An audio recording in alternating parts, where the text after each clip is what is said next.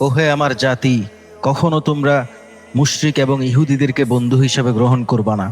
অবশ্যই এটা জেনে রেখো যে আল্লাহ সুবহানাল্লাহ তাআলা বলেছেন, লা তাজিদান্না আশাদ্দান নাসি আদাওয়াতাল লিল্লাযীনা আমানুল ইয়াহুদ ওয়াল্লাযীনা আশরাকু।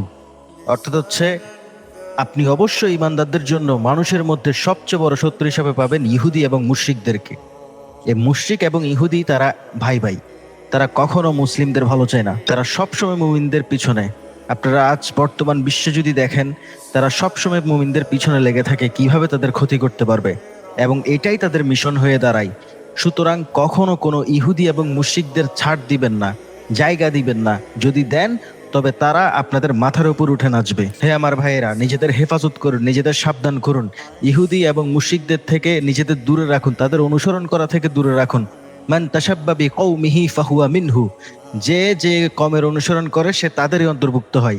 বর্তমান আমাদের তরুণ প্রজন্ম, মুসলিম উম্মার ইয়াং জেনারেশন, তারা অনুসরণ করছে ইহুদি এবং মুশরিকদেরকে। দূরে থাকুন এটা থেকে। আল্লাহ সুবহানাল্লাহ তাআলা হেফাজত করুক মুসলিম উম্মাকে। আমরা কখনো তাদেরকে অনুসরণ করব না। আমরা যদি তাদেরকে অনুসরণ করি, তবে আমরা তাদের মতো হয়ে যাব।